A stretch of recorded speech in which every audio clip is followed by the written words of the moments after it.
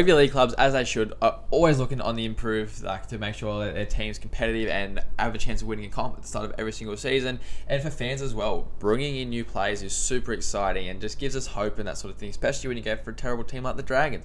So what we're going to do today is have a look at some semi-realistic, at least, signings to improve every single club. Now we're just going to go pretty much alphabetical. All right, so starting off with the Broncos. This guy, I think, helps one of their positions that they're lacking in a lot. And I think he's quite an underrated player. Guy over from the Warriors, we're going to bring in Wade Egan at hooker. I think he just adds a lot more than a Billy Walters or a Kobe Hetherington to that side. And they've got Blake Moser waiting in the wings, but I think he's probably maybe a couple years off full-time first grade. So Wade Egan comes in, makes a really good replacement for that. And then by the time Moser comes in, it's a really good 14. Now over to the Bulldogs. I did write this script probably about a week ago, and it's since been confirmed. But I had Stephen Crichton down there. I think he's like a really, really good piece for the puzzle for the Doggies. He adds a strength to that spine because he's going to play fullback, but he's also so versatile that they can chuck him in the centres if they have to. Absolutely outstanding player coming out of that Penrith system. The Bulldogs have plucked a really, really, really good one out there. But yeah, I don't know, there's not much else to say there. Now for the Raiders, the holes in their squad that I see are sort of like the front row, second row kind of area. Like I think Elliot Whitehead's aging out, and the front row, their depth's not crazy. So for the Raiders, we're bringing in a guy from the Storm. We're going to bring in Tui Kamikamica. I think he would absolutely rip and tear over in Canberra in that lime green outfit. Then you put him on an edge, running off holes off Jamal Fogarty, and it's game over. You also could utilise him if you didn't, I don't know too much about Canberra's juniors, but if they've got some good second rows coming through, you could definitely use him as a good front row off the bench. I mean, especially Josh Papali'i is aging out as well, so you could bring him in there. I actually think, thinking about it, that Tui Kamikamica would be a really, really good signing for the Raiders. So if you're a Raiders scout watching this, hit him up. Now over to the Cowboys. I think their squad is really, really good, and I found it quite hard to improve. The place that I sort of saw, like a lot of clubs in the NRL actually, is their front row depth isn't crazy or out of this world. So what we're going to do, he's going to have to take a massive pay cut to go up north, but the Doggies are looking to get rid of him anyway. I think Luke Thompson could do a job up at the Cowboys. He's a really good, strong, hard ball runner, good defensively, solid. He was really, really good in the Super League. He just haven't made his impact too much on the NRL. He's had glimpses, but he's also been in a quite poor Doggy side. So going up to a new system over at the Cowboys under really good tutelage and stuff like that, I think Luke Thompson could actually really, really good signing for the Cowboys. Now over to the Dolphins. What they need is a star. I had a couple names here. Obviously, Stephen Crichton was one of them, but scratch that off right now. I think for them, a couple of players that could come in and tear it up a little bit is Jeremiah Nanai, or pay the big bucks and bring in Victor Radley. I think either of those two guys add some punch in the forwards and just gives so you've already got strike players like the Hammer, but it's sort of their only attacking weapon right now. If you bring in a Nanai or a Radley, it sort of takes all the focus away from the Hammer and allows the defense to have doubts and puts confusion in the defensive line, that sort of thing, and puts more depth into the Dolphins' attack. Now over to the Dragons. We desperately need another second rower to partner Jaden Sewer, especially losing Tarek Sims. I think this year it looks like we're going to play Billy Burns there, so that's a position that we can definitely look to upgrade. There's been rumours about it. His girlfriend plays for the Dragons NRLW side. David Fafita, throw the book at him. I'd absolutely love to bring him in, especially playing. We could hopefully have him playing well, properly, and not just go, here's the ball, go run and try and score a try every time you get the ball. We're gonna hopefully with a guy like Ben Hunt have him isolated at 1-on-1s, that kind of thing, 2-on-1s, just have him running through holes. I think David Fafita would be a really good weapon down at the Dragons, and we're sort of over the last 10 or so years have had a really good second row pairing. So I think, Dave, if you're watching this, come on down. Wollongong's such a lovely place to live. Your missus lives there. Just come on.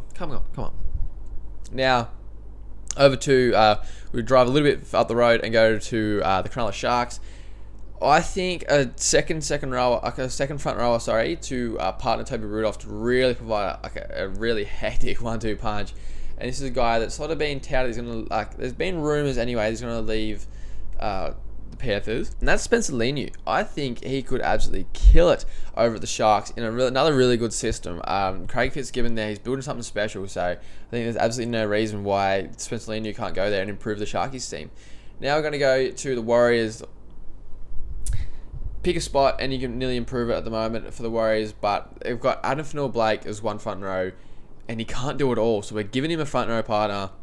We're giving him another Kiwi, a bloke who loves his culture, loves the country and stuff. So he's not going to be too hard to convince him to come over across the ditch.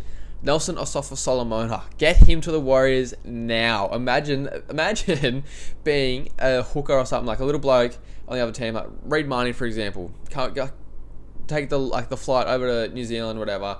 Bit of a time difference, that sort of thing. So you're kind of tired, rocking up to the game. You kick off. Adam Fanua-Blake runs at you. Yep, beauty, sweet. You're third man in, so you have to, your first one out, so you're back in the line. Then Nelson's running at you. Beauty. No, thank you. I think it could be an absolutely ridiculous 1-2 punch over at the Warriors, and it gives some excitement and life to the Warriors. They've got it this season. There's a lot of new signings coming in, but I think they've almost made too many new signings. But anyway, it's a story for a different time. Over to the Eels. I don't know why they didn't go for this player when he was available. I think he signed maybe a 2-year contract, so they can negotiate with him soon. But Sam Verrills, I think, would make a really good replacement hooker at the Eels. He's a bit of a live wire out at dummy half. He can make his tackles, but he's also got a really good service. And I don't know why. You had a guy like Sam Verrills who, I think they jumped the gun by signing Josh Hodgson so early. They sort of shit themselves once Reid Marnie left, but with the Roosters signing Brandon Smith, it meant Verrills was obviously going to go, so they should have locked him up, but unfortunately they didn't, and now they're stuck with a 33-year-old hooker coming off an ACL. But anyway, now over to the Panthers. There's not really much to improve at all. The only thing I could think of was a backup half. I'm pretty sure Kurt Falls has impressed and got himself a new job somewhere else, but then they've brought in Jack Cogger. So, but I think you can upgrade on that as a backup half. You've got two guys that have killed it over in the Super League. You've got Jai Field, who can cover 6, 7, and 1 as well. Electrifying kind of guy. And also Brodie Croft. I think he's gone over to Salford and really developed and matured as a player. And I think he could come back and be a good Sean O'Sullivan type for the Panthers. But we move on to the Roosters. And this one, my thought process about this guy, so he's a winger. My thought process was because Joseph Swali'i, I think, is going to come into the centres, which means they've got a wing spot available. And they've been linked with this guy, and I think in the Roosters system, he would dominate. And it's Dominic Young. He's tall, quick, strong. He's just a perfect modern day winger. Really good yardage carries, good in the air, good at finishing.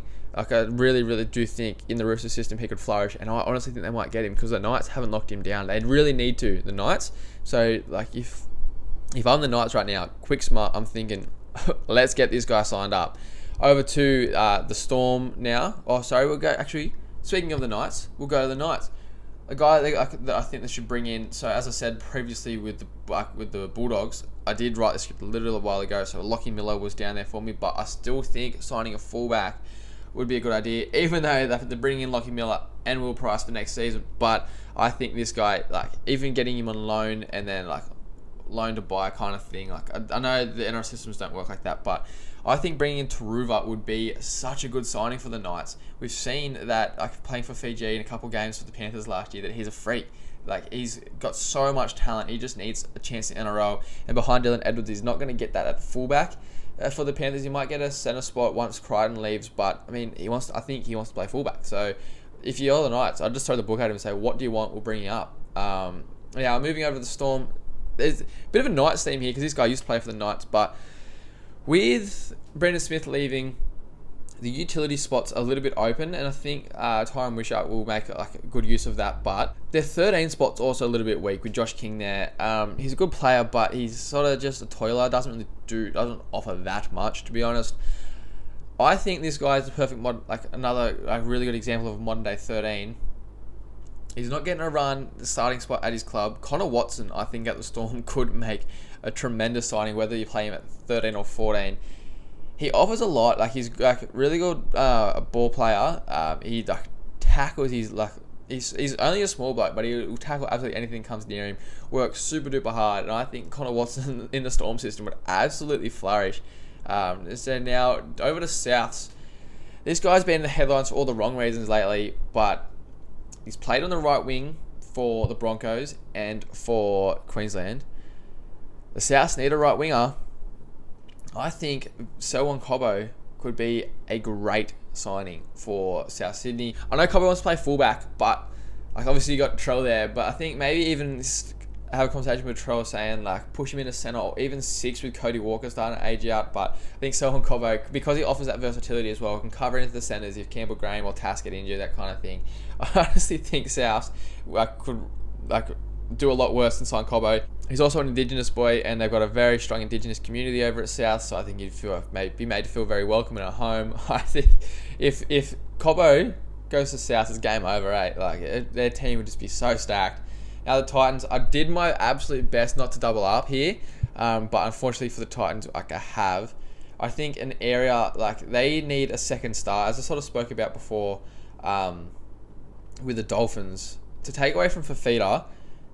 Get another star, get another attacking weapon that's really gonna hurt teams if they lay off him. And bringing in Victor Radley for the Titans would be, I think, a phenomenal signing.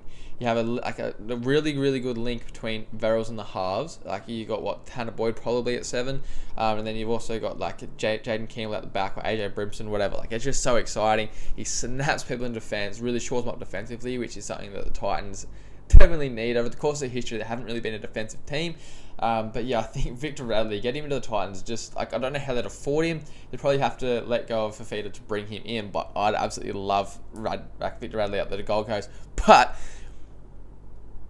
Victor Radley on the Gold Coast is also a recipe for disaster, because that lifestyle with Victor Radley up there, bit of rip and tear.